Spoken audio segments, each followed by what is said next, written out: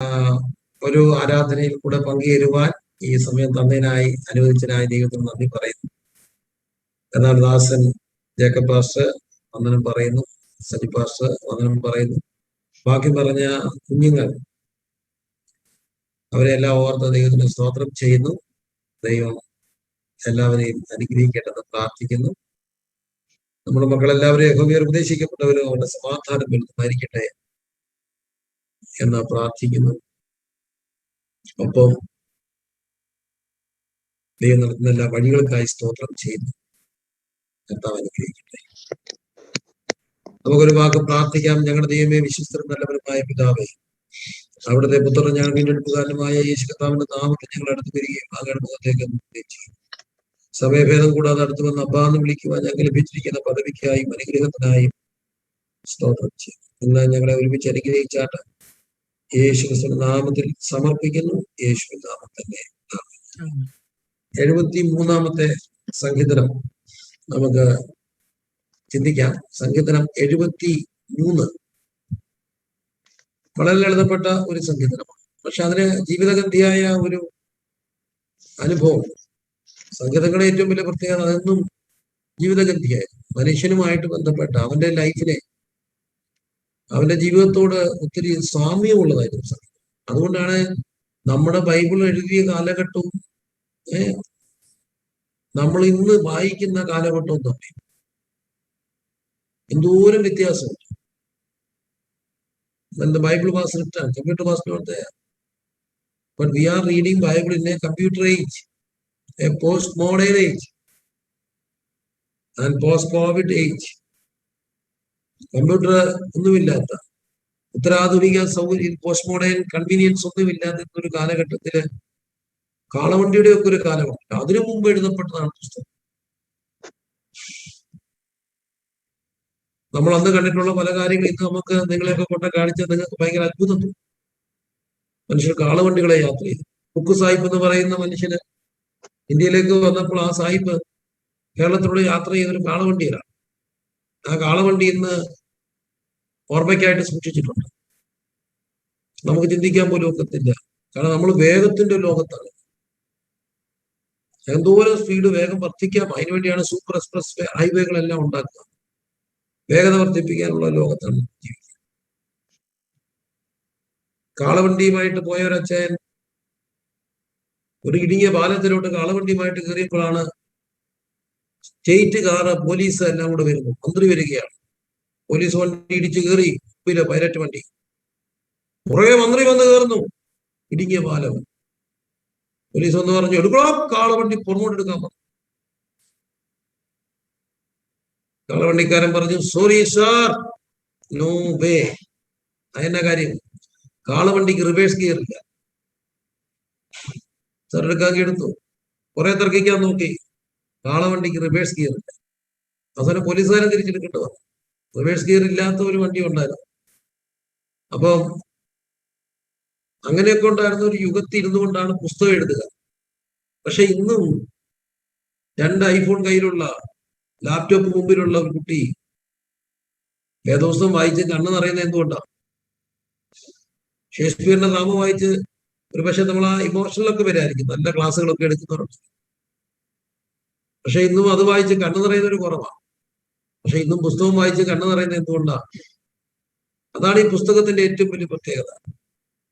ജീവിതത്തെ സ്പർശിക്കുന്നതാണ്. എത്രയോ വർഷം മുമ്പ് എഴുതപ്പെട്ട പുസ്തകം ഇന്ന് നമ്മൾ പലയിടത്തിരുന്നു കൊണ്ട് വായിക്കുന്നു. നമ്മുടെ ഹൃദയത്തെ തണുപ്പിക്കുന്നു, ചിന്തിപ്പിക്കുന്നു, സന്തോഷിപ്പിക്കുന്നു. 73-ാമത്തെ സങ്കീർത്തനം ഇങ്ങനെയാണ്. ദൈവം ഇസ്രായേലിന് നിർമ്മല ഹൃദയമുള്ളവർക്ക് തന്നെ നല്ലവനാകുന്നു നിശ്ചയം. ദൈവം ഇസ്രായേലിന് God is good to Israel in those who are pure in heart. ഇസ്രായേലിന് നിർമ്മല ഹൃദയമുള്ളവർക്ക് തന്നെ നല്ലവനാകുന്നു നിശ്ചയം. ഇസ്രായേലിനാണ് നിർമ്മല ഹൃദയം. എന്താണ് അതിന്റെ പശ്ചാത്തലം? നമുക്കറിയാം. ഇസ്രായേലിന്റെ മുമ്പിലത്തെ പേര് യാക്കോബ് എന്നാണ്. യാക്കോബ് നല്ലവനാണ്, നല്ല എഴുതിയിരിക്കുക. ഇസ്രായേലിന് നല്ലവനാണ് എഴുതിയിരിക്കുക. യാക്കോബ് യേശാവിനെയൊക്കെ ഇങ്ങനെ കളിപ്പിക്കുന്നുണ്ട്. ചുവന്ന പായസം വേണം എന്നൊക്കെ പറയും. വിശന്ന് വന്ന് ചുവന്ന പായസം ചോദിച്ച ജ്യേഷ്ഠന് അപ്പോഴൊരു ബാർഗൈനിലേക്ക് പോവുകയാണ്. നിന്റെ ജ്യേഷ്ഠാവകാശം എനിക്ക് നൽകണം. അവൻ വിശന്ന് മരിക്കാറായി വരിക.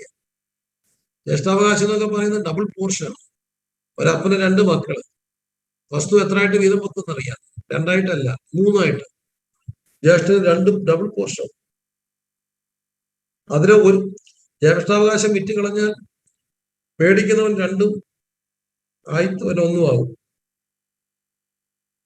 അപ്പോ അങ്ങനെ ജ്യേഷ്ഠാവകാശം ചുവന്ന പായസം കൊടുത്ത് മേടിച്ച യാക്കോബ്, അത് കഴിഞ്ഞ് അപ്പന്റെ അനുഗ്രഹം ഡിസ്ഗൈസ് ആയിട്ട് ചെയ്യുന്നുണ്ട്. ലോകത്ത് ഫാൻസി ഡ്രസ് നടന്ന ഒരു സംഭവമാണ്.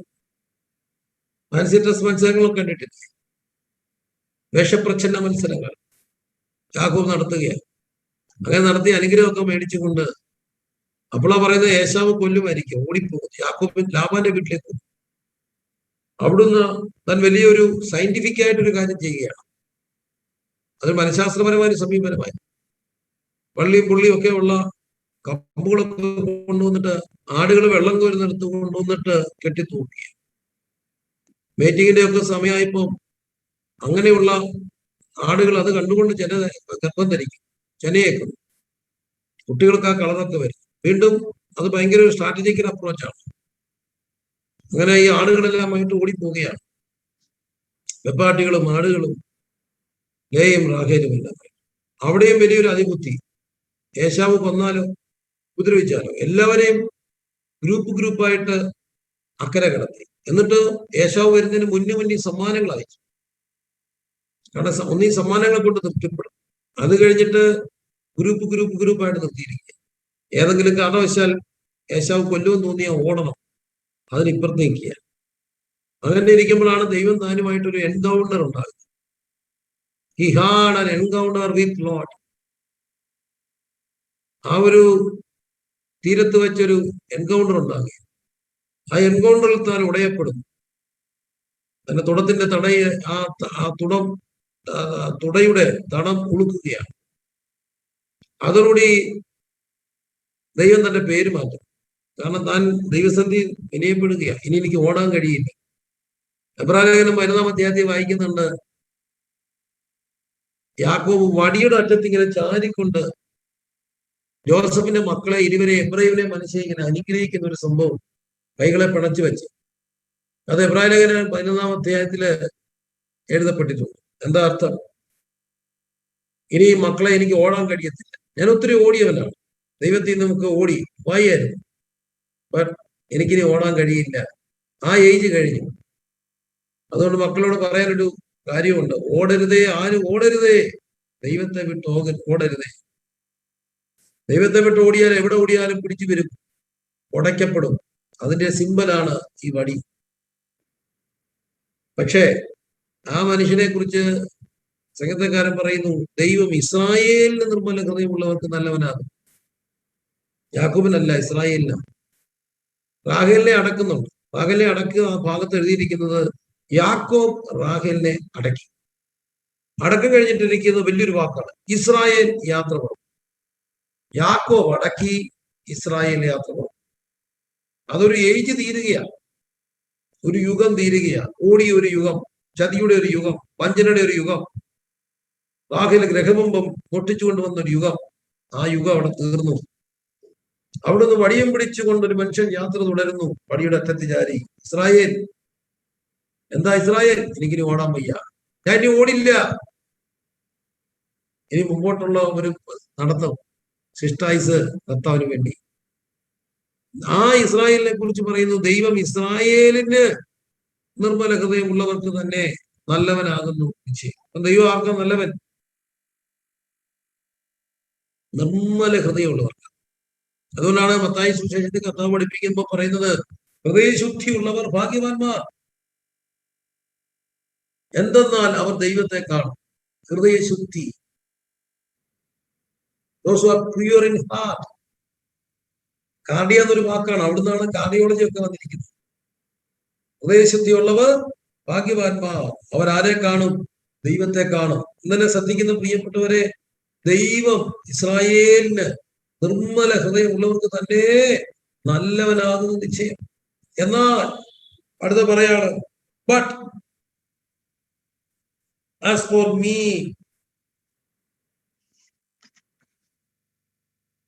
എന്നെ സംബന്ധിച്ചോളം, എന്നാൽ എന്റെ കാലടികൾ ഇടറി വഴുതി. എന്താ കാര്യം? ഒരു കമ്പാരിസന്റെ മുമ്പിൽ ഒന്ന് വഴുതിപ്പോകും. എന്തായിരുന്നു ആ കമ്പാരിസൺ? ദുഷ്ടന്മാരുടെ സൗഖ്യം കണ്ടിട്ട് എനിക്ക് അഹങ്കാരികളോട് അസൂയ. അവർക്ക് വേദന ഒട്ടുമില്ല, അവരുടെ ദേഹം തട്ടിച്ചുരുണ്ടിരിക്കും, ഡംബാർക്ക് മാലയായിരിക്കും, അവർ ആകാശത്തോളം ശബ്ദം ഉയർത്തും. അത്യുന്നതിന് അറിവുണ്ടോ എന്ന് ചോദിക്കുന്നു. അയ്യടോ, അതായിരുന്നു പ്രശ്നം. ദുഷ്ടന്മാരുടെ സൗഖ്യം കണ്ടിട്ട് എനിക്ക് അഹങ്കാരികളോട് അസൂയ തോന്നി, അവർക്ക് വേദന ഒട്ടുമില്ല. അപ്പൊ താൻ തന്നിലേക്ക് നോക്കിയിട്ട് പറയുക, എന്നാ ഞാനോ ഇടവിടാതെ ബാധിതനായി, ഉഷസ് തോറും ദണ്ഡിക്കപ്പെട്ടു. ക്രിസ്ത്യ ജീവിതത്തിന്റെ രണ്ട് ശൈലികളും. നമ്മളൊരു പക്ഷെ പലരും വിശ്വാസാനുഭവത്തിലേക്കൊക്കെ വരുന്നത് നമ്മുടെ ജീവിതത്തിന്റെ പ്രതിസന്ധികളായി. അങ്ങനെയാണ് ഒത്തിരി പേരും കർത്താവെ അറിഞ്ഞത് വന്നത്. കുഞ്ഞുങ്ങളുടെ പ്രശ്നങ്ങള്, ജനിച്ചു പോകുമ്പോൾ മക്കൾക്ക് പ്രയാസമല്ലെ, മക്കൾ ഉണ്ടാകത്തില്ലെന്ന് പറഞ്ഞത്, വിവാഹം നടക്കാതിരുന്നത്, ഭർത്താവിന്റെ മദ്യപാനം, ക്യാൻസറ്, പ്രതിസന്ധികള്, ബിസിനസ് തകർച്ചകള്, ഇങ്ങനെ ഓരോരോ പ്രശ്നങ്ങളാണ് പലരെയും കർത്താവിലേക്ക് കൊണ്ടുവന്നത്. വചനം മാത്രം വായിച്ച് വിശ്വാസാനുഭവത്തിലേക്ക് വന്നവരുണ്ട്. സത്യാന്വേഷണങ്ങളായി ഒരു പ്രശ്നമില്ലാഞ്ഞിട്ട് യേശുവിലേക്ക് വന്നവരുണ്ട്. പക്ഷേ ഒരു ബഹുഭൂരിപക്ഷത്തെയും ഇങ്ങനെയുള്ള ഒരു സാഹചര്യങ്ങളാണ് ഞങ്ങളുടെ വീട്ടില് ഞങ്ങൾ വിശ്വാസത്തിലേക്ക് വരാൻ കാരണം. എൻ്റെ അമ്മച്ചിയുടെ ക്യാൻസറാണ്. ക്യാൻസർ അത്ഭുതകരമായി സൗഖ്യമാക്കി. അന്ന് കുറെ അമ്മമാർ വീട്ടിൽ വന്ന് പ്രാർത്ഥിച്ചു. ഒരു കോട്ടയത്ത് വെച്ച ഒരു ഹൈന്ദവ ഡോക്ടർ ഞങ്ങളുടെ യേശുവിനെ കുറിച്ച് പറഞ്ഞു. അങ്ങനെ ഒരു അനുഭവമാണ്, ആ ഒരു എൻകൗണ്ടറാണ് വിശ്വാസത്തിലേക്ക് കൊണ്ടുവന്നത്. പിന്നെ വിശ്വാസത്തിന്റെ വളർച്ച മറ്റൊരു ഘടകം. അപ്പൊ നമ്മളിൽ പലരെയും വിശ്വാസ അനുഭവത്തിലേക്ക് കൊണ്ടുവന്നത് ഇതുപോലുള്ള ഓരോ മുഖാന്തരങ്ങളാണ്. ചിലപ്പോൾ ഗൾഫിൽ പോയി, ജോലി ഇല്ലാതെ വന്നു, ക്യാമ്പിൽ കിടന്നു, അല്ലെങ്കിൽ ആരെങ്കിലും വിളിച്ചോണ്ട് ജോലിക്ക് പോയി, ആ യോഗത്തിന് കൊണ്ടുപോയി, ആ സമയത്ത് പ്രാർത്ഥിച്ചു. ആ പ്രാർത്ഥന നമുക്ക് ആ സഹായം, സഹകരണവും സാന്നിധ്യവും സപ്പോർട്ടും ഒക്കെ നമുക്ക് നല്ലതായിട്ട് തോന്നി. ഇങ്ങനെ പല കാരണങ്ങളാണ് നമ്മളെ വിശ്വാസത്തിലേക്ക്. കോർ പോയിന്റ് യേശു ആണെങ്കിലും മുഖാന്തരങ്ങൾ പലതാണ്. പക്ഷെ ഇവിടെ അപ്പൊ നമ്മൾ പറയുന്നത് എന്താ? നിങ്ങളുടെ പ്രശ്നങ്ങൾ മാറാൻ യേശു ക്രിസ്തു സകല ആ പ്രശ്നങ്ങളുടെയും പരിഹാരം. കർത്താവായ യേശു ക്രിസ്തു രോഗികളെ സൗഖ്യമാക്കും, പരിശുദ്ധാത്മാവിനെ നൽകും, പാപികളെ രക്ഷിക്കും, രോഗികളെ സൗഖ്യമാക്കും, പരിശുദ്ധാത്മാവിനെ നൽകും. ഇതായിരുന്നു നമ്മൾ വിളിച്ചു പറയും. ഇത് 100% സത്യമാണ്, 100% സത്യം. പക്ഷേ ക്രിസ്തീയ ജീവിതം ഇങ്ങനെ പഠിക്കുമ്പോൾ രണ്ട് തലങ്ങളുണ്ട്. ഒരിക്കലും കർത്താവിന് വേണ്ടി ഒരു ദോഷവും ചെയ്യാതെ പരിപൂർണമായി സമർപ്പിച്ച് സഭയ്ക്കും ദേവദാസനും കുടുംബത്തിനും ഒക്കെ ഏറ്റവും നല്ലതായിരുന്ന, ഉരുകിത്തീർന്ന ഒത്തിരി പേരുടെ ജീവിതത്തിന്റെ ദുരന്തങ്ങൾ എന്ന് പറയാവുന്ന വിഷയങ്ങൾ. എന്താണ് അവിടെ സംഭവിക്കുന്നത്? എന്തുകൊണ്ടാണ് ഇത് സംഭവിക്കുക?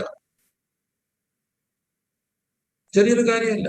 ഒറ്റയ്ക്ക് വിശ്വാസത്തിൽ അറിഞ്ഞ പെൺകുട്ടിയുടെ ഭർത്താവ് ഒറ്റയ്ക്ക് വിശ്വാസത്തിൽ കത്തോലിക്ക എന്ന് വന്ന പെൺകുട്ടിയാണ്. അവിടെ ഭർത്താവ് സൗദിയിൽ ആക്സിഡന്റ് മരിച്ചുപോയി. അവൾക്കുണ്ടായ കുഞ്ഞ് ഓട്ടിസം വന്ന കുഞ്ഞ്. ഭർത്താവ് മരിച്ചുപോയി, ഒരു കുഞ്ഞ് ഓട്ടിസ്റ്റിക്. ഈ കുഞ്ഞിനെ എവിടെ ആക്കിയിട്ട് അവിടെ ജോലിക്ക് പോകും? കത്തോലിക്ക വിശ്വാസത്തിലുള്ളവർ പറയും, പുണ്യാളന്മാരെ വിട്ടുകൊണ്ടാണ് നിനക്ക് ഗതികേടുണ്ടായത്. ആണോ? ഒറ്റയ്ക്ക് വിശ്വാസത്തിൽ വന്ന പെൺകുട്ടി.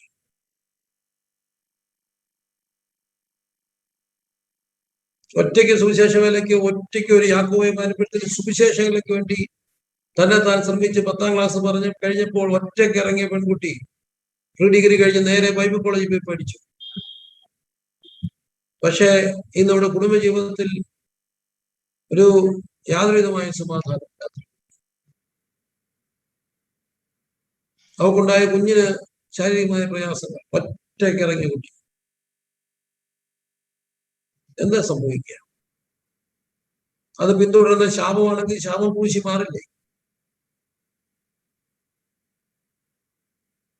ചില ചോദ്യങ്ങൾക്ക് ഉത്തരവില്ല. ഇത് തന്നെയാണ് സംഗീതക്കാരുടെ അനുഭവം. അവർക്ക് വേദന ഒട്ടുമില്ല. ഞാൻ പലപ്പോഴും ചിന്തിച്ചിട്ടുള്ള ഒരു കാര്യമുണ്ട്. ചർച്ചിലൊക്കെ ആണെങ്കിൽ പോലും ഉരുകിത്തീരുന്ന എല്ലാ യോഗത്തിലും വരുന്ന ദേവദാസന്മാരെ അകവഴിഞ്ഞ് സഹായിക്കുന്ന, സഹകരിക്കുന്ന, സ്നേഹിക്കുന്ന, ഉപവസിക്കുന്ന, കരയുന്ന ചില ജീവിതത്തിൽ ഇത് ദുരിതങ്ങൾ മാറില്ല. പക്ഷെ യാതൊരുവിധമായ ഞായറാഴ്ച പോലും കഷ്ടിച്ച് 11 മണിക്ക് വന്നിട്ട് 1 മണിക്ക് മുമ്പ് ഒരു മനുഷ്യനോട് മിണ്ടാതിറങ്ങി പോകുന്ന വ്യക്തികളുടെ ജീവിതത്തിൽ ഒരു പ്രശ്നമില്ല. അപ്പൊ ചില തീരുമാനിക്കുന്നത് ഞാൻ ഒത്തിരി പ്രാർത്ഥിക്കുന്നുകൊണ്ടാണ് പ്രശ്നം. ഇത് യുഗങ്ങളോളം പ്രശ്നമുള്ള ഒരു ചോദ്യമാണ്. ആ ചോദ്യം 73-കാരൻ സംഘന്തക്കാരൻ ചോദിക്കുന്നു. അദ്ദേഹത്തിന് അഹങ്കാരികളുടെ അസൂയ തോന്നി. അവർക്ക് വേദന ഒട്ടുമില്ല. അവിടെ ദേഹം തടിച്ചുരുണ്ടിരിക്കുക. ദമ്പം അവർക്ക് മാലയായിരിക്കുക. അപ്പൊ ഇപ്പുറത്ത് എന്തായിരിക്കും? ക്ഷീണിച്ച് അസ്ഥി കൂടമായി, കൈ കാലും എല്ലാം സൂക്ഷിച്ചു. ദമ്പം അവർക്ക് മാലയായിരുന്നല്ല. ഒരു കാരണത്തില് ആഭരണ വിരോധി ഒന്നും അല്ലെങ്കിൽ പണ്ടത്തെ ഒരു സ്റ്റൈലൊക്കെ ഉണ്ടായിരുന്നു. വലിയ കട്ടി മാലയൊക്കെ ഗൾഫിൽ നിന്നൊക്കെ വരുന്നവര് കഴുത്തിലിട്ടുകൊണ്ട് കാണിക്കുന്ന ഒരു സമയമുണ്ട്. ഒരു സമയത്ത് ഒരു ഫാഷനായിരുന്നു.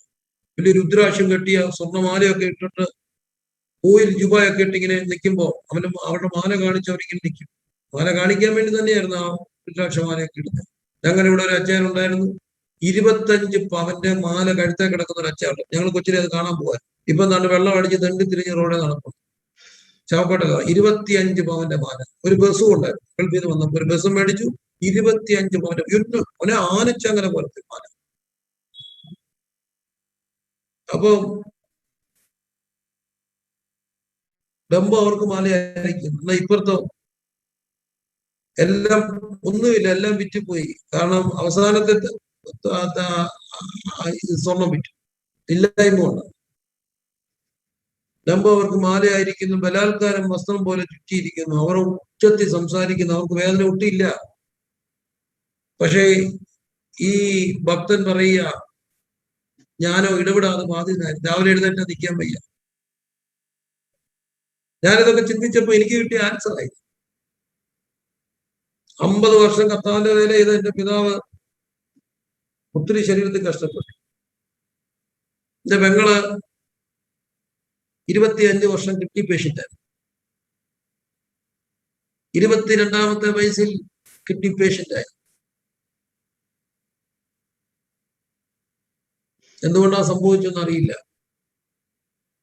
കുടുംബത്തിന്റെ ശാപമാണെങ്കിൽ ശാപം പൂശി മാറില്ലേ? പാപമാണെങ്കിൽ ഏറ്റുപറഞ്ഞാൽ മാറില്ലേ? അപ്പൊ ചില ചോദ്യങ്ങൾക്ക് ഉത്തരം കിട്ടാൻ പാടാ. എന്തുകൊണ്ടാണ് എന്റെ ഭർത്താവിനെ എന്നെ എടുത്ത് എന്താ ഇങ്ങനെ സംഭവിച്ചത്? പാർശ്വ മറുപടി പറഞ്ഞിട്ട് പോയാൽ മതി എന്ന് പിടിച്ചു നിർത്തി ചോദിച്ച സഹോദരിക്ക് മുമ്പിൽ നമ്മളിങ്ങനെ ഇഷ്ടമുള്ളതിനെ അറുത്ത് മേലോട്ട് കൊണ്ടുപോയിട്ട് അവിടെ കാണാൻ വെച്ചേക്കോ എന്നൊക്കെ പറയുന്ന യുക്തിയൊന്നും നിരക്കത്തില്ല. എന്റെ കുഞ്ഞിനെ മരിച്ചു കഴിഞ്ഞപ്പോ പൂന്തോട്ടത്തിൽ നിന്ന് ഇഷ്ടമുള്ളതിനെ എടുത്തോണ്ട് പോകും യജമാനൻ എന്നിട്ട് തന്റെ മേശ അലങ്കരിക്കാൻ.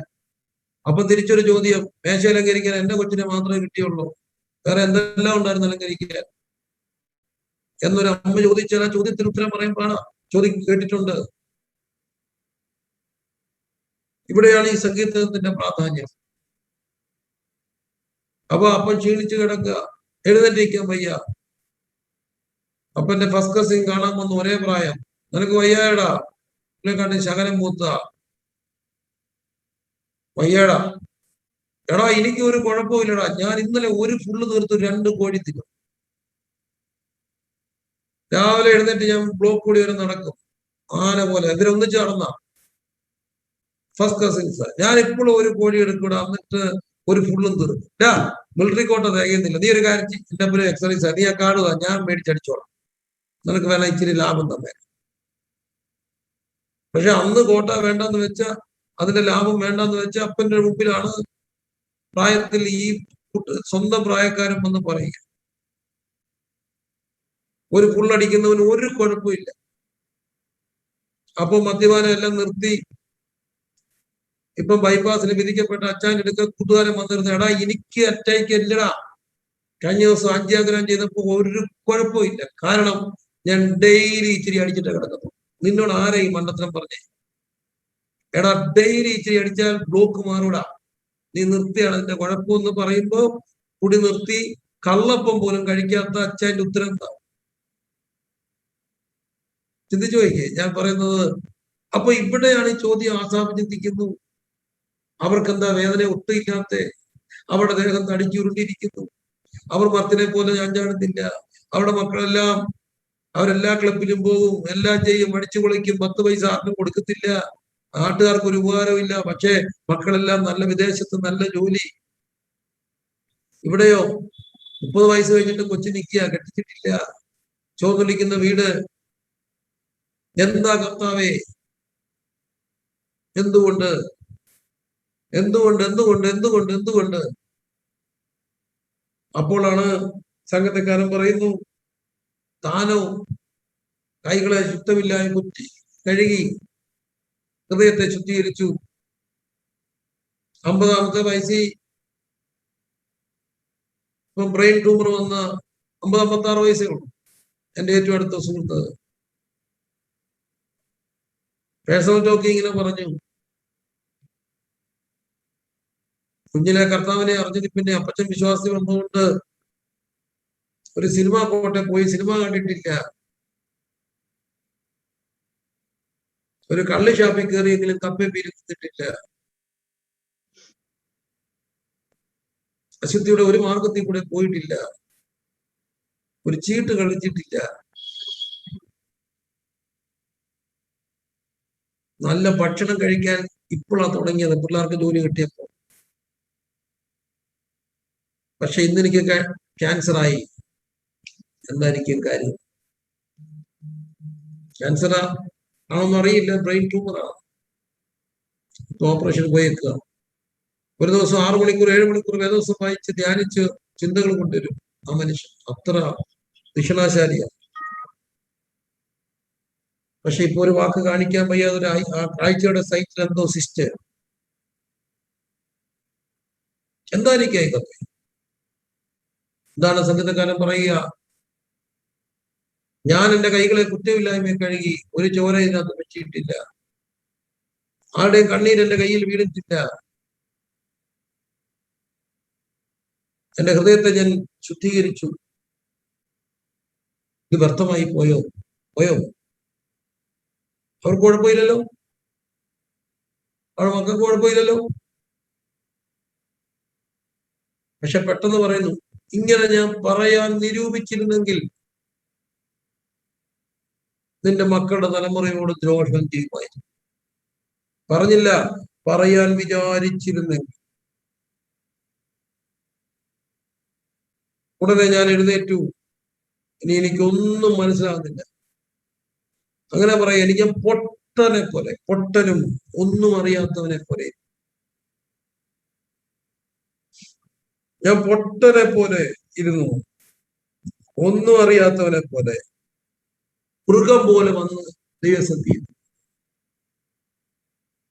അപ്പൊ ദൈവം എന്നെ ഒരു കാഴ്ച കാണിച്ചു എന്നാണ് സംഗീതക്കാരൻ പറയുക. ദൈവം എന്നെ കാഴ്ച കാണിച്ചത്, നീ അവരിപ്പോൾ ആയിരിക്കും നോക്കിയേ, അവർ വഴുവഴുപ്പി നിൽക്കുകയാണ്, ദേഹമൊക്കെ ഉരുണ്ടതാണ്, ഡംബം മാലയാണ്, കണ്ണുകളൊന്ന് നിൽക്കുകയാണ് ഇവരുടെ. പക്ഷെ അവരെ ദൂരെ നമ്മൾ നോക്കിയപ്പം തോന്നി അവർ DJ ഡാൻസ് കളിക്കുക, കാരണം അടിച്ചു പൊളിക്കുകയാണെന്നോ. DJ ഡാൻസ് കളിക്കുകയാണെന്ന് നോക്കിയപ്പോഴാണ് മനസ്സിലായത്, അല്ല, ഈ വഴുവഴുപ്പ് ഇന്നുകൊണ്ട് നിൽക്കാൻ പാടുപെടുക. പക്ഷെ താനപ്പ എവിടെ നിൽക്കുന്നു നോക്കി ക്ഷീണിച്ച ഈ മനുഷ്യൻ, രാവിലെ തോറും ബാധിക്കപ്പെട്ടവൻ, എന്റെ ഭാഷ പറഞ്ഞ എല്ലും തോലുമായി, ഒന്നീ കീമോയാ, കുടിയൊന്നും ഇല്ല, അല്ലെ ഡയാലിസിസാ, അല്ലെങ്കിൽ ക്രോണിക് ഡയബറ്റിക്കാ, എഴുന്നേറ്റിരിക്കാൻ വയ്യ. പക്ഷെ താൻ നോക്കി താൻ എവിടാ നിൽക്കുന്ന എവിടാ നോക്കിയപ്പോ പിടികിട്ടി, അവര് വഴിവഴുപ്പിലും. എന്നാൽ നീ എന്നെ നാശകരമായ കുഴിയിൽ നിന്ന് ഉയർത്തി ഒരു പാറമേൽ നിർത്തിയിരിക്കും. നിൽക്കുന്നത് ഒരു പാറയിലാണ്, ആ പാറ ക്രിസ്തു. ഒരു കാര്യം ഓർക്കണേ, പ്രശ്നങ്ങളും പ്രതിസന്ധികളും ഉള്ള ഒരു ജീവിതമാണെങ്കിലും നിൽക്കുന്നത് എവിടാണ്? പാറയിലാണ്. പാറയില, മറ്റൊരു വഴുവഴുപ്പില. ഇനി വേറൊരു കാര്യം താൻ കണ്ടു, നീ എന്നെ വലം കൈക്ക് പിടിച്ചു. അതൊരു വലിയൊരു വാക്കാണ്. നമ്മൾ ഈ കുഞ്ഞു മക്കളൊക്കെ ആയിട്ട് റോഡിൽ പോകുമ്പോ സേഫായിട്ട് പൂന്തോട്ടത്തിൽ കൂടെ അല്ലെങ്കിൽ ഈ വോക്കിംഗ് പാത്തിൽ കൂടെ ഒക്കെ പോവാണെങ്കിൽ അവർ നമ്മുടെ കയ്യെ പിടിച്ച് വർത്താനം പറഞ്ഞിട്ടുണ്ടാവും. പക്ഷെ തിരക്കുള്ള ഒരു റോഡ് ക്രോസ് ചെയ്യുകയാണെങ്കിൽ ഒരിക്കലും അവർ നമ്മുടെ കയ്യെ പിടിക്കാൻ നമ്മൾ സമ്മതിക്കില്ല. നമ്മൾ എന്ത് ചെയ്യും? അവരുടെ കയ്യെ പിടിക്കും. എന്തിനാ അവരുടെ കയ്യെ പിടിക്കുക? അവര് പിടിവിട്ടാലും നമ്മൾ പിടിവിടത്തില്ല. ചെങ്കതേക്കാരന്റെ കാഴ്ച കണ്ടു.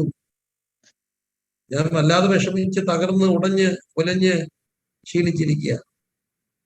പക്ഷെ ഞാൻ ഒരു കാഴ്ച കാണുന്നു, നീ എന്നെ വലങ്കൈക്ക് പിടിച്ചിരിക്കുന്നു. നീ എന്നെ വലങ്കൈക്ക് പിടിച്ചിരിക്കുന്നു. പിന്നെ പിന്നത്തേതിൽ അങ്ങനെ മഹത്വത്തിലേക്ക് കൈക്കൊള്ളും. നീ എന്നെ വലങ്കൈക്ക് പിടിച്ചിരിക്കുന്നു, നീ എന്നെ മഹത്വത്തിലേക്ക് കൈക്കൊള്ളും.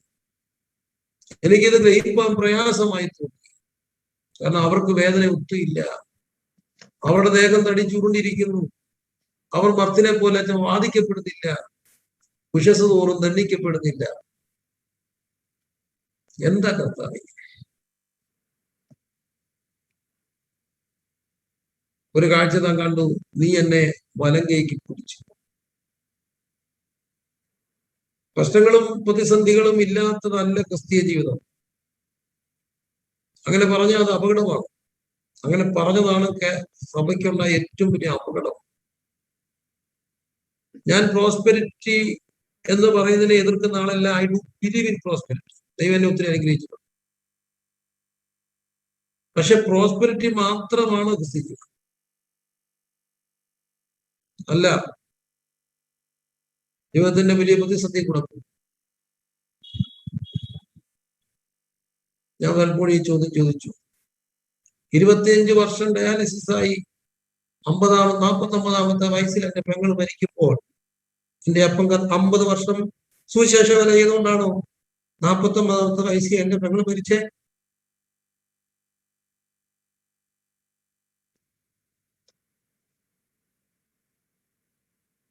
$150 ദിവസത്തോളം അടുപ്പിച്ച് ആശുപത്രിപ്പെടുന്ന ദിവസങ്ങൾ. അപ്പൊ എന്തൊക്കെയായിരിക്കാം ഇങ്ങനെ സംഭവിക്കുന്നത്? ഇവിടെ എല്ലാം നമുക്ക് ഉത്തരം കിട്ടുന്നത് വേദപുസ്തകം.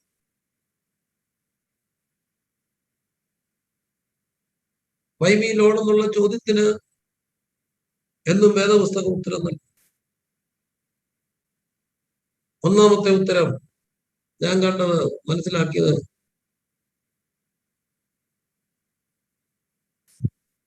കർത്താവനദാസൻ റജി വർഗീസ് കുണ്ടക്ക എന്ന് പറയുന്ന ഒരു ദൈവദാസനുണ്ട്. ഒരു 10-12 വർഷം 15 വർഷം മുമ്പ് മലങ്കരയിലെ ഉടലിന് വേണ്ടി ദൈവം ഉപയോഗിച്ച വലിയൊരു മനുഷ്യൻ, ചെറുപ്പക്കാരൻ. ഒരു 5-8 വർഷം ഒരു പടക്കുതിരെ പോലെ താൻ ഓടി. പെട്ടെന്നായിരുന്നു അത് സംഭവിച്ചത്. MC റോഡിൽ ഒരു കാർ ആക്സിഡന്റില് അദ്ദേഹം മരിച്ചുപോയി. മരണപ്പെട്ട് ചെന്നു. എന്റെ ഫാദറിന്റെ സെന്ററിൽ ശുശ്രൂഷ ചെയ്തിട്ടുണ്ട് ദൈവദാസൻ. ഞാൻ ശുശ്രൂഷ കുറ്റൂരിനടുത്ത് പൊതുദർശനത്തിൽ വെച്ച് റാന്നി കൊണ്ട് പൊതുദർശനം വെച്ച് നൂറുകണക്കിന് വാഹനങ്ങളുടെ അകമ്പടിയോടെ റാന്നി കൊണ്ടുവന്നു ഭൗതിക ശരീരം. ആയിരങ്ങളാണ് അന്ന് ഇവിടെ തടിച്ചുകൂടിയത് ഒരു നോക്ക് കാണാൻ, ഇന്ത്യോപചാരം അർപ്പിക്കാൻ. ആയിരങ്ങൾ. അത് കഴിഞ്ഞ് മുണ്ടക്കയത്തേക്ക് കൊണ്ടുപോയി അടക്കി. അന്ന് തന്നെ ഒരു പ്രത്യേക മീറ്റിംഗ് വിളിച്ചു കൂട്ടി. അവരുടെ കുടുംബത്തെ ഉദ്ധരിക്കണം. 2 കുഞ്ഞുങ്ങള്, കൃപയും ഫെയ്ത്തും. എന്നെക്കാട്ടും ഇളയ ഒരു സഹോദരി വിധവയായി. വളരെ സാധുവായ സൈലന്റ് ആയ ഒരു സഹോദരി. അപ്പൊ ഞങ്ങൾ പെട്ടെന്ന് കൂടിയിട്ട് കുഞ്ഞുങ്ങളുടെ കാര്യമെല്ലാം തീരുമാനിച്ചു. അവരുടെ കടങ്ങളെല്ലാം വീടാൻ. അതിനകത്ത് മേജർ റോളിൽ ഒരാൾ ഞാനായി. ഞാനൊരു ദൈവത്തിന്റെ വിനയത്തോട് പറയും. അങ്ങനെ ആരെയും തലയും മുറുക്കി ഇറങ്ങി. എന്നത് അത്ര എളുപ്പമല്ല. 22 ലക്ഷം രൂപയോളം അത് റേസ് ചെയ്തു. അവിടെ കടം വീട്ടി. കൃപ എന്ന് പറഞ്ഞ മോള് +2 കഴിയുന്നുള്ള +2 പാസ്സായി. അവളെ അന്നേരമാണ് ഇപ്പൊ ആകുന്ന ഈ പ്രയാസം. പന്തളം ജോസ്കോയി BS നഴ്സിംഗിന് അഡ്മിഷൻ. ആദ്യത്തെ വർഷത്തെ ഫീസ് അടച്ചു. 2, 3, 4 വർഷത്തെ ഫീസ്. 2-ാം വർഷം എത്ര രൂപ ഫീസ് വേണോ അത്രയും തുക പലിശ കൂടും. 1 വർഷത്തെ പലിശ കൂടെ വരുമ്പോ എത്ര ആകുമോ ആ ഫീസിന് വേണ്ടത് ഞങ്ങൾ FD ഇട്ടു. 3-ാം വർഷത്തിന് വേണ്ടത് FD ഇട്ടു. 4-ാം വർഷം ഒരു ദിവസം ഇരുന്നാണ് ഇത് കറക്റ്റ് കാൽക്കുലേറ്റ് ചെയ്ത് ബാങ്ക് മാനേജറുമായിട്ട് ഇരുന്ന് ഓരോ ഇയറിന് വേണ്ടത് ആ ഇയറിൽ കൊടുക്കാവുന്ന പോലെ FD ഇട്ടു. 4 വർഷത്തേക്ക്. അത് കഴിഞ്ഞ് അവളെ കെട്ടിക്കാനുള്ള ഒരു പൈസ കിട്ടും. അമ്മയ്ക്ക് മാസം തോറും പലിശ കിട്ടുന്ന ഒരു പൈസ കിട്ടും. കുഞ്ഞിന്റെ പഠനത്തിനൊരു പൈസ കിട്ടും. പേരൻസിന് ഇച്ചിരി പൈസ കിട്ടും. അങ്ങനെ കിട്ടിയ പൈസയെല്ലാം നല്ലൊരു എമൗണ്ട് വന്നു. അന്ന് എത്രയോ വർഷം മുമ്പ് 10-25 ലക്ഷം 22 ലക്ഷം എന്റെ ഓർമ്മയിലെ കൃത്യമായി വന്നു. അങ്ങനെ ആ കുടുംബം സന്തോഷമായിട്ട് പോവുകയാണ്. ഒരു കർത്താവിൽ ബലപ്പെട്ടു. ഒറ്റ വർഷം കഴിഞ്ഞ് ഫസ്റ്റ് ഇയർ പഠിക്കുന്ന കൃപമോൾ എക്സാം എടുക്കാറായപ്പോ വീട്ടിൽ വന്നിട്ട് തിരിച്ചുപോയി. വെളുപ്പിനെ അവളെ കോളേജിൽ കൊണ്ടുവിടാൻ വേണ്ടി അവിടെ ബസ്കസിൽ സ്കൂട്ടറെ കൊണ്ടുവരുമ്പോൾ സ്കൂട്ടർ എരുമേലി കഴിഞ്ഞ് കനകപ്പുരത്തിന് മുമ്പ് വെച്ച് ഒരു ഗട്ടറിലോട്ട് ചാടി. ഇവിടെ നിരങ്ങി താഴെ വീണു. പിന്നെ പലയിടത്ത് കൊണ്ടുപോയി എറണാകുളം ചെന്നു. അന്ന് വൈകിട്ട് കുഞ്ഞ് മരിച്ചുപോയി. അപ്പം മരിച്ചു. 1 വർഷം കഴിഞ്ഞപ്പോൾ കൃപ മരിച്ചു. കൃപയ്ക്ക് വേണ്ടി ഇട്ട പൈസ കൃപയെ ഞങ്ങൾ റാന്നിയും കൊണ്ടുവന്നു. എന്തൊരു തിളക്കമുള്ള മാലാക കൊച്ചു കിടക്കുന്ന ഒരു കൊച്ചു. അപ്പം മരിച്ച 1 വർഷം കഴിഞ്ഞപ്പോൾ കൃപയെ ഞങ്ങള് മുണ്ടക്കയത്ത് കൊണ്ടുവന്നു. ഞാൻ അതിനകത്തെല്ലാം ആക്റ്റീവായിട്ട് ഇൻവോൾവാണ്. ഞങ്ങളുടെ പ്രസ്ഥാനത്തിൽപ്പെട്ട അപ്പൊ ഒരു സീനിയർ അപ്പച്ചനുണ്ട് ഞങ്ങളുടെ സെൻട്രൽ പാസ്റ്റർ. അപ്പച്ചൻ എന്നെ പറഞ്ഞ പ്രിൻസേട്ടാ മോനെ എനിക്ക് വന്നേ, എന്റെ കുഞ്ഞ് എന്തെങ്കിലുമൊക്കെ പറ, നീ ആരെയും ഉണ്ടെങ്കിലും എന്തെങ്കിലുമൊക്കെ പറയിപ്പില്ല. സാധാരണ ഈ അനുശോചനം എന്നൊക്കെ പറഞ്ഞ് ഇടിച്ചു വരുന്നവരോ എനിക്ക് കുറിച്ച് തരും. കൊടുത്തില്ലെങ്കിൽ ബുദ്ധിമുട്ടാണ്. കൊടുക്കുമ്പോൾ അവരുടെ ഡെസിഗ്നേഷൻ എല്ലാം പറയും. ഇതൊക്കെയാണ് നോർമൽ. പക്ഷെ ഇവിടെ ആർക്കും ഒരു അവസരം വേണ്ട. അച്ഛാ എന്തെങ്കിലും പറ, എനിക്ക് പറയണ്ട. എന്തോ പറയുന്നേ. അച്ഛാൻ പോയപ്പോ എല്ലാം പറഞ്ഞു, ഭക്തനെ അനർത്ഥത്തിന് മുമ്പ് വേർതി എടുക്കുന്നു. എത്ര കാലം ജീവിച്ചു എന്നുള്ളതല്ല, എങ്ങനെ ജീവിച്ചു എന്നുള്ളതാണ് പ്രാധാന്യം. അതുകൊണ്ട് റജീബ് മാഷ് കുറച്ചാളെ ജീവിച്ചോളെങ്കിലും അദ്ദേഹം ജീവിച്ച സമയത്ത് കുടക്കുതിരയെ പോലെ ഓടി. നമ്മൾ തുരുമ്പിച്ച് തീരല്ലേ, തേഞ്ഞു തീരണം. ഇതൊക്കെ അന്ന് പാചകം ഓരോ പ്രസംഗിച്ചു. പക്ഷെ കുഞ്ഞു മരിച്ചപ്പോ എന്താ പ്രസംഗിക്കുക? ആ അമ്മയോട് എന്താ പറയുക? ഒരപ്പച്ചൻ അവിടെ വന്നു. എവിടുന്ന് വന്നു അറിയത്തില്ല. കാറ്റ് എവിടുന്ന് വരുന്നു, എവിടെയൊക്കെ പോകുന്നു അറിയാൻ വയ്യാത്ത പോലെ ഒരു അപ്പച്ചൻ വന്നു. എന്നോട് എനിക്കിപ്പോഴും ഓർമ്മയുണ്ട്. എന്നോട് സംസാരിച്ചു. ആരാ എന്റെ സംഘാടകര്? ഞാൻ പറഞ്ഞു എന്റെ അപ്പച്ച, എനിക്ക് ഇച്ചിരി സമയം വേണം. എന്റെ അപ്പച്ച പൊന്നപ്പച്ച ഇച്ചിരിയല്ല, എത്ര വെള്ളം തരാം. കാരണം ഇവിടെ ആരും ഒന്നും പറയാ എടുത്തു. ആ മനുഷ്യൻ മൈക്കെടുത്തിട്ട് പറഞ്ഞു, ഞാനിവിടെ വന്നത് എന്തിനാണ് നിങ്ങൾ ചോദിക്കും. എനിക്ക് നിങ്ങളെ ആരെയും അറിയില്ല. പക്ഷെ ഞാൻ വന്നത് എന്നും രാവിലെ ഞാൻ പത്രം എടുത്തു. ആരെങ്കിലും കുഞ്ഞുങ്ങൾ മരിച്ചിട്ടുണ്ടോ? ഇന്ന് ഈ കുഞ്ഞിനെ കണ്ടുകൊണ്ട് വന്ന എനിക്ക് വേറെ പരിചയമില്ല. അപ്പം ചോദിക്കുക അങ്ങനെ എന്തിനാ വന്നത്? എനിക്കൊരു കൊച്ചുണ്ടായിരുന്നു, നല്ല കുഞ്ഞ്. ഞാൻ ആ കുഞ്ഞിനെ സ്കൂട്ടറെ കൊണ്ട് സ്കൂളിൽ പഠിക്കാൻ ഇറക്കി വിട്ടു. ടാറ്റ ഉമ്മ എന്ന് ഓടിക്കേറിപ്പോയി. കയറി അവിടെ നിന്നുകൊണ്ട് സ്റ്റെപ്പ് ചെയ്യുന്നുണ്ട്. തിരിഞ്ഞു നോക്കി ടാറ്റ എന്ന് കയറിപ്പോയ കുഞ്ഞ് അന്ന് എന്തോ വാക്സിൻ എന്റെ എടുത്തിരുന്നു. അത് അലർജിയായി. ഞാൻ തിരിച്ചു ചെല്ലുമ്പോൾ കാണുന്നത് മരിച്ച അഴുകിയ കുഞ്ഞിനെയാണ്. എന്റെ കുഞ്ഞു പോയി. അതിനെ ഷോക്കാക്കി. പക്ഷെ കുറച്ചാൾ കഴിഞ്ഞപ്പോൾ മുതൽ ഞാനൊരു കാര്യം തീരുമാനിച്ചു. എവിടെങ്കിലും കുഞ്ഞുങ്ങൾ മരിക്കുന്നു, ഓടിയെത്താൻ നിർത്തിച്ചേറ്റും ഒരു വാക്ക് പറയും. എന്നിട്ട് ആ സഹോദരി എന്നൊക്കെ പറഞ്ഞു, ഓളി എന്റെ കുഞ്ഞിനെയും നിന്റെ കുഞ്ഞിനെയും അല്ല, മാലാകമാരെ പോലെ നമ്മൾ കാണുന്നു. പിന്നെ ആ ഭവനത്തിനുണ്ടായ ഒരു മാറ്റം, അന്തരീക്ഷം അങ്ങ് മാറി. എന്തുകൊണ്ടാ? ഒരു കാര്യം എനിക്ക് മനസ്സിലായി. യാതൊരു കഷ്ടത്തിലുള്ളവരെ ആശ്വസിപ്പാൻ ശക്തരാകേണ്ടത് തമ്പുരാൻ നമ്മളെ ചില കഷ്ടങ്ങൾ എന്തിനാണെന്നറിയാമോ? ഒത്തിരി പേരെ ഈ വാക്കുകൾ ശക്തീകരിക്കും. ഒത്തിരി പേരെ ഈ വാക്കുകൾ ശക്തീകരിക്കും. ഞങ്ങളുടെ അടുത്തൊരു കുഞ്ഞ് മരിച്ചുപോയി. നമ്മൾ എന്നും കേൾക്കുന്നത് വിടുതലിന്റെ സാക്ഷ്യങ്ങൾ. അപ്പൊ ആ കിടന്നു മരിച്ചൊരു കുഞ്ഞാണ്, ജാക്കോബക്കാരാ, പക്ഷെ ഭയങ്കര പ്രാർത്ഥനയും കൂട്ടവും ഗ്രൂപ്പും എല്ലാം ഉണ്ടായിരുന്നു. അപ്പൊ ആ കിടന്ന കുഞ്ഞ് കുറെ നാൾ കിടന്നു. അപ്പൊ ഞാൻ ആ വീട്ടില് പോകുമ്പോൾ എനിക്ക് ഈ മരണ വീട്ടിൽ പോയി വല്ലതൊക്കെ അനുശോചനം പറയാൻ വലിയ പാടാണ്. അല്ല പിന്നെ എനിക്ക് ഞാൻ ശുശ്രൂഷിക്കാം, പക്ഷെ എനിക്ക് അനുശോചനം വരത്തില്ല. പിന്നെ പറയാൻ വേണ്ടി വല്ലതൊക്കെ പറയാം. പ്രത്യേകിച്ച് ഒരു കൊച്ചു കുഞ്ഞ് മരിച്ചുപോയി കിടന്നു, എനിക്കതിനെ ഇഷ്ടമായി. എന്റെ അമ്മ എപ്പോഴും ആ വീട്ടിൽ പോവാൻ. എന്താ പറയണ്ടേ? അപ്പൊ എനിക്ക് പറയാൻ വാക്കുകളില്ല. അപ്പൊ അന്ന് ഇവിടെ കുര്യാക്കോസ, ഗജ കുര്യാക്കോസ എന്ന് പറഞ്ഞ അദ്ദേഹം അമേരിക്കയിലാണ്. ന്യൂ ടെസ്റ്റ്മെന്റ് ഡെറാഡൂണിലെ ഒരു സാറാണ്. സാർ അന്ന് സഭയെ ശുശ്രൂഷിക്കുന്നു. അപ്പൊ ഞാൻ പറഞ്ഞു, സാറേ എന്നെ കൊണ്ട് ഇത് ബുദ്ധിമുട്ടാണ്, നല്ലൊരു വേദിയുമാണ്, ഒത്തിരി യാക്കോബക്കാരൊക്കെ വളരെ ഒരു പ്രൗഢഗംഭീരമായ സംസ്ഥാനം, നമുക്ക് അവിടെ ഒരു അക്സസ് ഉണ്ട്. സാറിന് അറിയുടെ പറഞ്ഞു. സാർ എന്നിട്ട് ഞങ്ങളുടെ സഭയെ പ്രതികരിച്ച് സാർ പറയണം. അവിടെ ചെന്നപ്പോ അവര് പറഞ്ഞു, പ്രിൻസ് രണ്ട് വാക്ക് പറഞ്ഞു. ഞാൻ പറഞ്ഞു വേണ്ട, ചത്തിനെ പ്രതികരിച്ച് ഇങ്ങനെ പ്രധാനപ്പെട്ട ഒരാളുണ്ട്, അദ്ദേഹം സംസാരിക്കും, അത് മതി. ശരി, അദ്ദേഹത്തിന് കൊടുത്തു. കെ ജെ കുര്യാക്കോ സാറ് സംസാരിച്ചപ്പോൾ പറഞ്ഞത്, ഈ കുഞ്ഞ് മരിച്ച വീട്ടിൽ ഞാൻ എന്താണ് പറയുന്നത്, പക്ഷെ ഞാൻ പെട്ടെന്ന് ഓർക്കുന്നത് എന്ന് പറഞ്ഞുകൊണ്ട് അദ്ദേഹം ഒരു മിഷണറി കുടുംബത്തിലുണ്ടായ സംഭവം കൃത്യമായ ഒരു അവതരണമായിരുന്നു. എന്റെ കൃത്യ ഓർമ്മകൾ എനിക്കില്ല. എങ്കിലും ഈ ഞങ്ങളുടെ അടുത്തുള്ള കുറച്ച് അപ്പുറത്തെ സ്ഥലത്തു നിന്ന് വടക്കേന്ത്യയിലെ ഉത്തരഭാരതത്തിൽ മിഷണറി ആയി പോയ ഒരു വൈദിക കുടുംബം, മിഷണറി വൈദികൻ, അവരുടെ ജീവിതത്തിലുണ്ടായ ഒരു അനുഭവം പറയും. അവർ ചെന്ന ആ സ്ഥലത്ത്, ഞാൻ ആ സ്ഥലമൊക്കെ പറഞ്ഞത് മറന്നുപോയി, കുറെ വർഷമായി. എങ്കിലും ആ സ്ഥലത്ത് ചെന്നു അവര് കർത്താവിന്റെ വേല മിഷണറി വൈദിക കുടുംബം ചെയ്യുകയാണ്. മിഷണറി അച്ഛനാണ്. അപ്പോള് രണ്ട് ആൺകുഞ്ഞുങ്ങൾ, അവിടെ കോളറ പടർന്നു പിടിച്ചു. അങ്ങനെ ആ പകർച്ചവ്യാധി ബാധപ്പെടുന്ന ഇപ്പോഴത്തെ കോവിഡ് പോലെ ആ ഗ്രാമത്തിൽ ഉണ്ടായപ്പോൾ അവരുടെ ദേശമല്ലേ, അച്ഛൻ ശുശ്രൂഷയ്ക്കായിട്ട് പോയിരിക്കുക. അച്ഛൻ ഇവരെല്ലാം ശുശ്രൂഷിക്കാൻ പോയിട്ട് തിരിച്ചു പോയി 1-2 ദിവസം കഴിഞ്ഞാ വരിക. വരുന്ന സമയം കൊണ്ട് വരുന്ന മൂത്ത കുഞ്ഞ് മരിച്ചു, രണ്ടാമത്തെ കുഞ്ഞ് മരിച്ചു. പെട്ടെന്ന് രണ്ടാൺകുഞ്ഞുങ്ങൾ മരിച്ചു. ഈ സംഭവം പറയുകയാണ്. രണ്ട് കുഞ്ഞുങ്ങളെ എടുത്ത് അമ്മ പുതപ്പിച്ച് കിടത്തി. അപ്പോഴത്തേനും അച്ഛൻ സന്ധിക്ക് വന്നു. ക്രിസ്ത്യ ജീവിതത്തിന്റെ വലിയ അനുഭവങ്ങളാണ്. അച്ഛൻ സാറിന് വരുന്ന ഉടനെ അമ്മ മക്കളെ തിരക്കും. അവര് കിടന്നു എന്ന് പറഞ്ഞു. അച്ഛനെ കുളിക്കാൻ ചൂടുവെള്ളം കൊടുത്തു. അച്ഛൻ കുളിച്ചു. കഴിക്കാൻ വന്നിരുന്നു. കഴിക്കുമ്പോൾ അച്ഛന് ഉരുള ഉരുട്ടി പിള്ളേർക്ക് കൊടുത്തു. അപ്പൊ അന്നും ചോദിച്ചു, പിള്ളേരെ വിളിക്ക്, ഉരുള ഉരുട്ടി കൊടുക്കട്ടെ. അപ്പൊ അമ്മ പറഞ്ഞു അവര് നേരത്തെ കിടന്നു.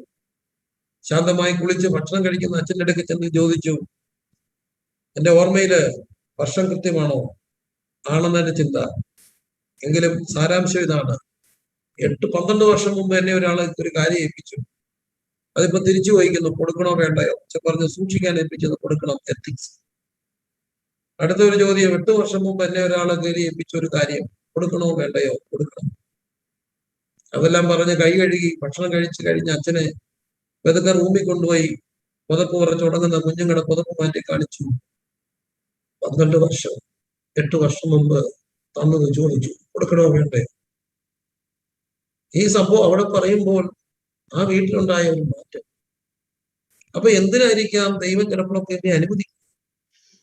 ഒന്നാമത്തെ ഉദ്ദേശം, നമ്മൾ കുറച്ചുകൂടെ സെൻസിറ്റീവ് ആകാൻ, മറ്റുള്ളവരെ കുറച്ചുകൂടെ മനസ്സിലാക്കണം എന്നുള്ളത് വലിയ ദൈവത്തിന്റെ പദ്ധതിയാണ്. ഇന്ന് മനുഷ്യക്കാരെ അറിയില്ല. ഹാർഡ് ആൻഡ് ഹാർട്ടാണ്. അവരെന്റെ വേദന അറിയില്ല. ഒരു ഡയാലിസിന്റെ ഒരു പേഷ്യന്റിന്റെ ബുദ്ധിമുട്ട് എന്താണെന്ന് എനിക്കറിയാം. ഞാൻ എക്സാഗറേഷൻ പറയല്ല.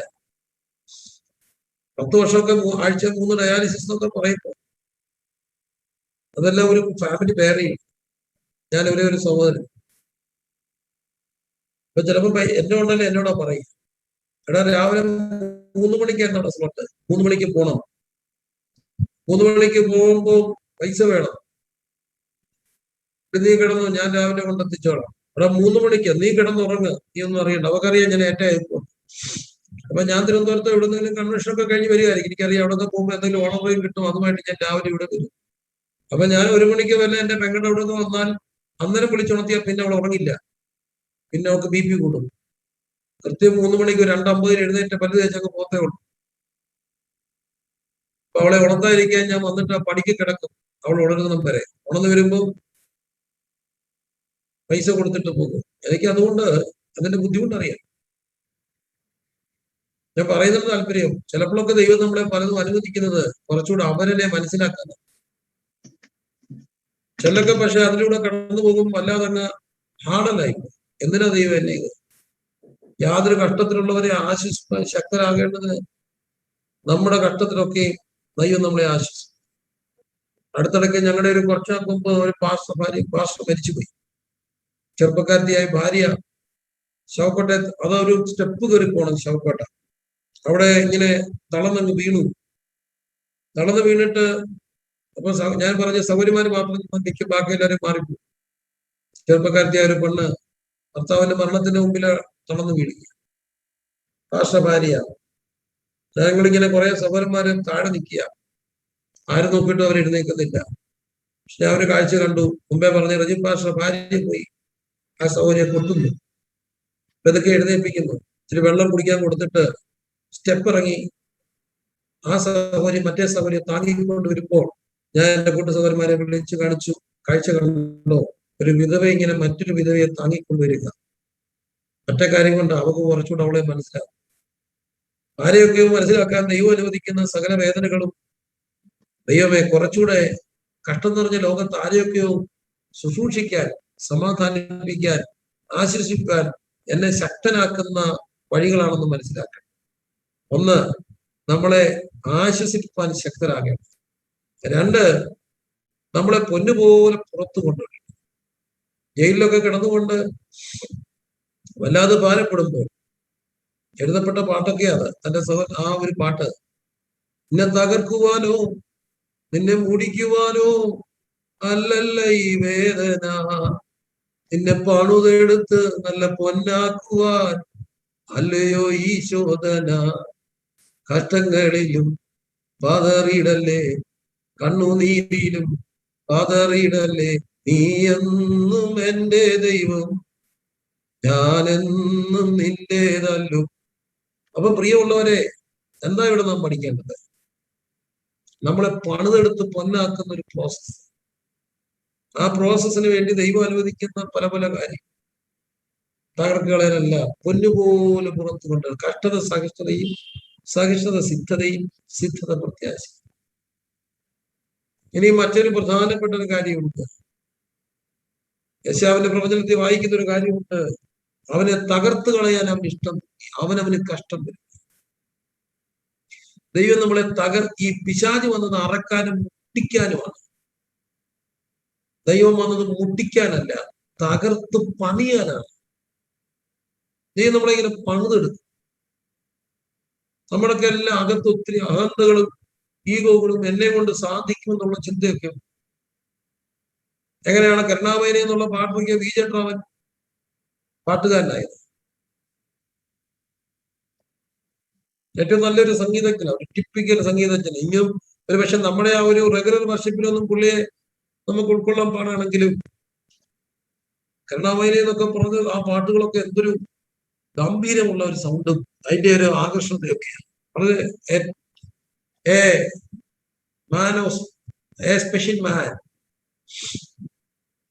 A man of special talent.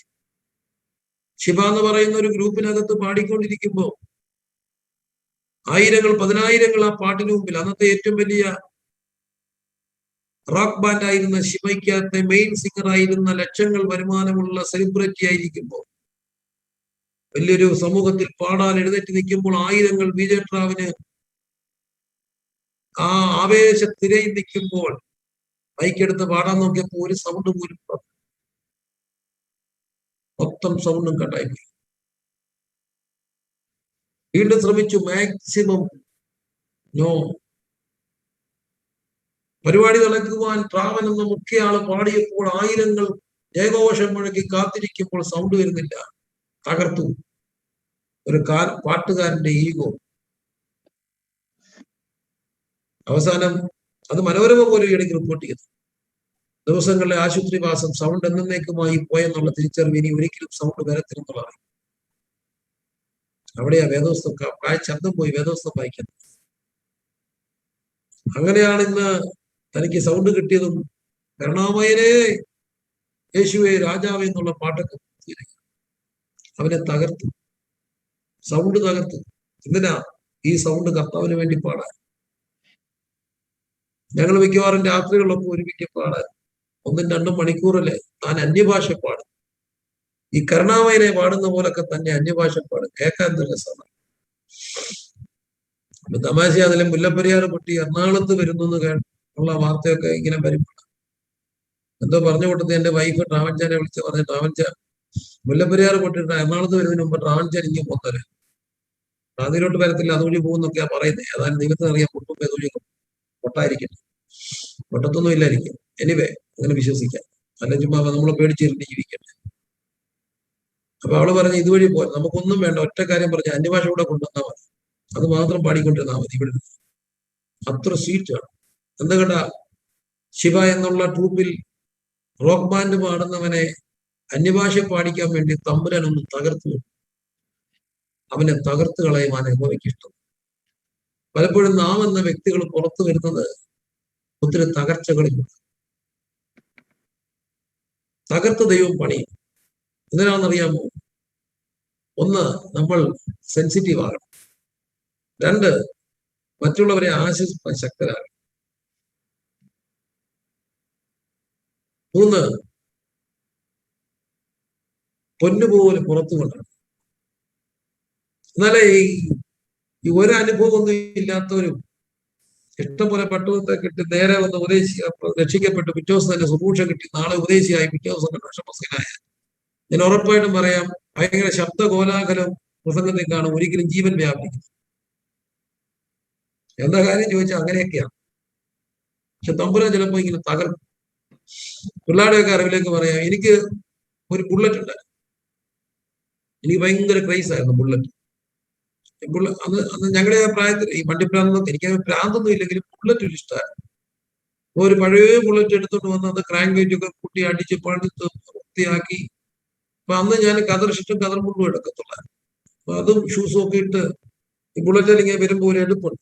എന്നെ കാണുന്നതൊക്കെ പറയും നല്ല രാജകൻ എടുപ്പാണ് ബുള്ളറ്റ്. അപ്പൊ നമുക്കൊരു ബുള്ളറ്റ് ഇങ്ങനെ കുച്ചാന്ന് വരുമ്പോൾ ഒരു എടുപ്പുണ്ട്. വന്ന് നിൽക്കുമ്പോഴൊക്കെ എല്ലാവരും ഒന്ന് സെൽഫി എടുക്കാൻ നോക്കുന്നു, നല്ല സ്റ്റൈലാന്നൊക്കെ പറയും, നമുക്കൊരു സന്തോഷം. ഇവിടെ എല്ലാം അകത്ത് ഈഗോ കിടക്കും. അപ്പൊ അങ്ങനെ ഇരിക്കെ എന്നോട് 2 വട്ടം ദൈവാത്മാ കൃത്യമായിട്ട് പറഞ്ഞു, ഇത് അങ്ങ് വിട്ടേക്കാൻ. ഞാൻ പറഞ്ഞു കൊടുക്കത്തില്ല കർത്താവെ, പ്രാർത്ഥിച്ച് മേടിച്ച് കൊതിച്ച് മേടിച്ചത് കൊടുക്കുക. എന്നോട് കമ്പൽ ചെയ്യാണ് ദൈവാത്മാ കൊടുക്കാൻ. പക്ഷെ എനിക്കിത് ഭയങ്കര ബുദ്ധിമുട്ടായി. അങ്ങനെ എനിക്ക് എന്റെ കാല് നിറച്ച് സോറിയാസിസ്. അപ്പൊ ഈ മുണ്ടേ വന്ന് ഇറക്കുമ്പോ എല്ലാവരും മുണ്ടിങ്ങനെ ഇച്ചിരി കയറി നിൽക്കുമല്ലോ, ബുള്ളറ്റേരിക്കും കൊണ്ട് വണ്ടി നിർത്തുന്ന എല്ലാവരും ചോദിക്കുന്നത്, നിന്റെ കാലിലെന്തോ, ഇതെന്തോ അടയത്. അതോട് ഞാൻ ആദ്യം ചെയ്ത് ബുള്ളറ്റ് വിൽക്കും. ആ പൈസ എടുത്ത് ദൈവനാമത്തിന് പിന്നെ എന്റെ ആക്റ്റീവായി ഇങ്ങനെ ഒതുങ്ങിപ്പോവാറ്. പക്ഷെ എനിക്കൊരു വല്ലാത്ത വിഷമമായിരുന്നു. അദ്ദേഹത്തിന് ഇങ്ങനെ സൂറിയാസിസ് ഒക്കെ വന്നിട്ട് ഞാൻ എവിടെ പോയി കിടന്നാലും എന്റെ മുഖത്തില്ല, കയ്യിലില്ല, ദൈവത്തിന്റെ മാതയാണ്. പക്ഷെ ഇതിന്റെ ഇങ്ങനെ പൊടി വരും, പൊടി. ഈ പൊടി ഇങ്ങനെ ഉരുണ്ടുരുണ്ട് പോരും. ഈ പൊടി ഉറുമ്പിന് ഇഷ്ടമാണ്. അവിടുത്തെ ഒന്ന് തിന്നാൻ ഉറുമ്പ് വരും എവിടെ കിടന്നാലും. അങ്ങനെ ഒരു സമയം വല്ലാതെ കഷ്ടപ്പെട്ടു. ഞാൻ ഒത്തിരി ഭാരപ്പെട്ടിട്ടുണ്ട്. കുറെ നാൾ അടിവസ്ത്രങ്ങൾ പോലും ഉപയോഗിക്കാൻ കഴിയാത്ത പോലെ ഞാൻ മുണ്ടും ചുബയും മാത്രം ഇട്ട് കിടന്നൊരു സമയം. പക്ഷെ കഴിഞ്ഞ ദിവസം എനിക്ക് വലിയ സംഭവം ഉണ്ടായി. ഞാൻ പൗരുഷ ശുശ്രൂഷ കൊണ്ടിരുന്നപ്പോൾ എന്നോട് ദൈവം ഒരു സന്ദേശം തന്നു, എക്സിമ ഉള്ള ഒരു കുഞ്ഞിന് വേണ്ടി പ്രാർത്ഥിക്കാൻ. ഇനി ഞാൻ തന്നെ ഒരു അപ്പച്ചൻ വിളിച്ചു, പാസ്റ്റർ പ്രാർത്ഥിച്ചുകൊണ്ടിരിക്കുമ്പോൾ എന്റെ കുഞ്ഞ് ഖത്തറിലായിരുന്നു. മുഴുവൻ എക്സിമ വന്ന കുഞ്ഞിനെ കെട്ടിപ്പിടിച്ച് ഞങ്ങൾ കരഞ്ഞു. ആ നിമിഷം തൊലി സൗഖ്യമായി. മറ്റൊന്നും കൊണ്ടായിരിക്കത്തില്ല, ഞാൻ എക്സിമ എന്നുള്ള ഒരു സന്ദേശം ദൈവന്റെ ഹൃദയത്തിൽ തന്നപ്പോ ഞാൻ അനുഭവിച്ച ഒരു വേദന എനിക്കറിയാം. നിങ്ങളിൽ മരണവും അവന് ജീവനും ഉണ്ടാകും.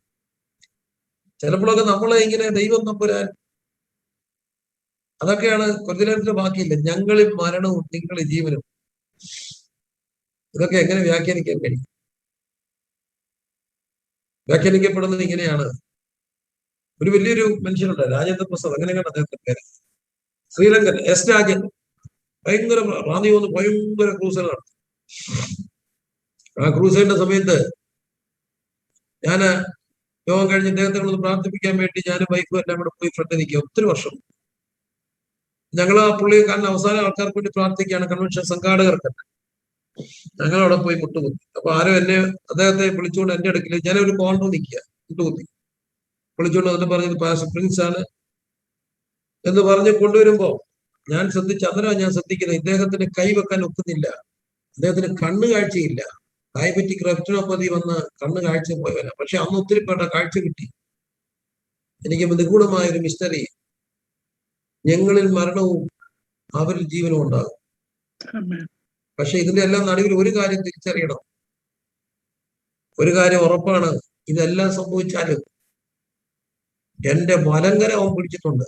ഞാൻ നിൽക്കുന്നത് പാറപ്പുറത്താണ്, അവരെന്നെ വലങ്കരം പിടിച്ചിരിക്കുന്നു.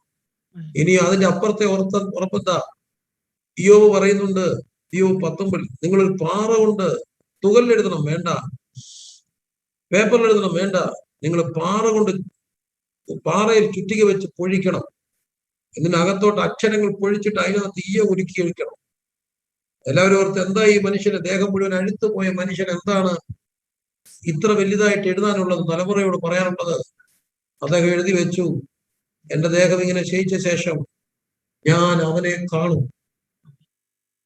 അന്യനല്ല, സ്വന്തം കണ്ണുകൊണ്ട് കാണും. കാരണം എന്റെ വീണ്ടെടുപ്പുകാരൻ ജീവിക്കും, എന്റെ വീണ്ടെടുപ്പുകാരൻ ജീവിക്കും.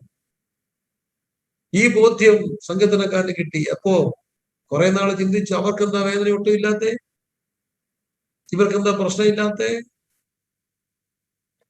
നമ്മുടെ വിശ്വാസമില്ലാത്ത കസിൻസിന് എന്താ കുഴപ്പമില്ലാത്തേ, അവിടെ മക്കളെല്ലാം എല്ലാരും മിടുക്കരായിരിക്കുന്നേ, ഈ കൊച്ചെന്നെ ഇങ്ങനെ ആയിരിക്കുന്നേ. അപ്പോഴാണ് നമുക്ക് മനസ്സിലായത്, ഈ കഷ്ടങ്ങളിലാണ് ഞാൻ അവനെ കാണുക. ആര് കാണുന്നതിനേക്കാളും കൂടുതൽ അവനെ കാണാൻ, അവിടുത്തെ കാണാൻ കഴിയുന്നത് ഈ സമയത്താണ്. അത് ആരെയും ആശ്വസിപ്പിക്കും. ഇന്നും കേരളക്കരയ്ക്ക് മരണത്തിന് പാടാൻ മതവ്യത്യാസം ഇല്ലാതെ, നിങ്ങൾക്കറിയോ, ഇവിടുത്തെ ഈഴവ സമൂഹം പോലും ആ പാട്ടിനെ മലയാളത്തിൽ അവരുടെ ട്യൂണിലേക്ക് മാറ്റി. ദുഃഖത്തിന്റെ പാനപാത്രമൊക്കെ എന്തുകൊണ്ടാണ് അത് പാടിയത്?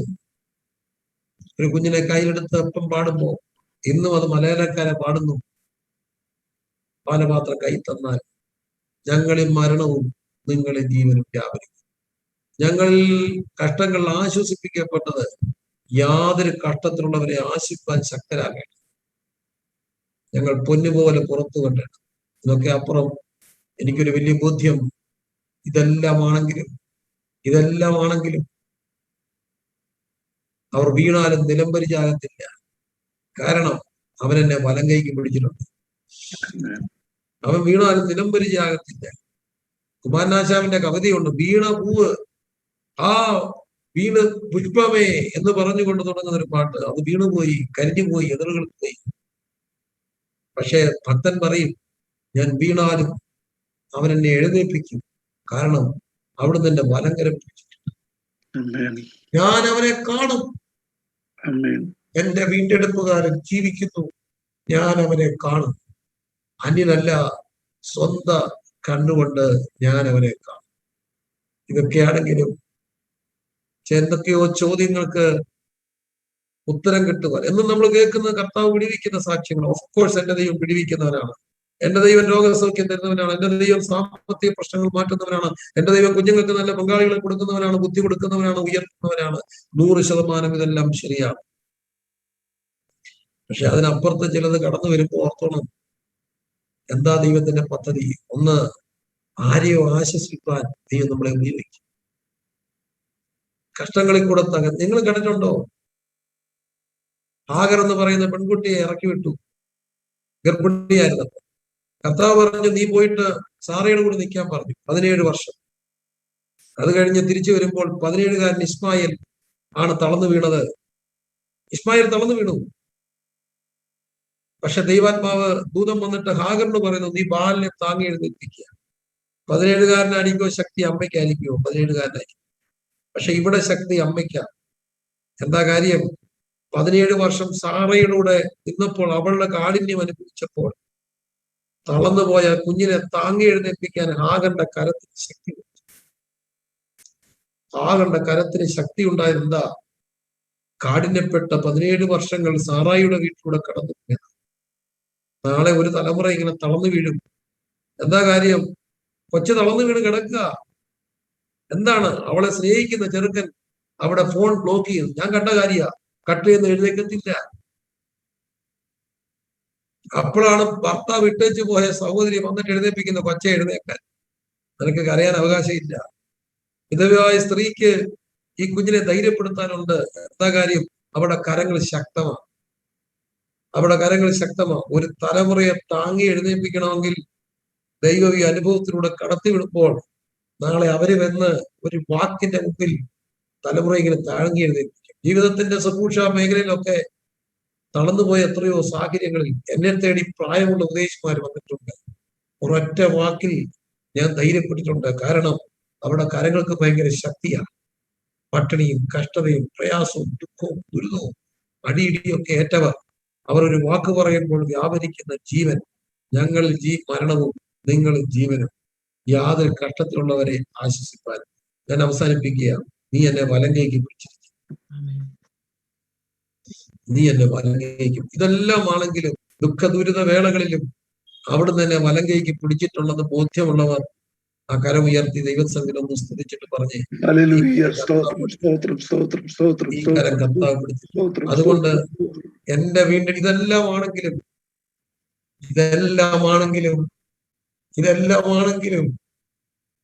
എന്റെ വീണ്ടെടുപ്പുകാരൻ ജീവിച്ചിരിപ്പുണ്ട്.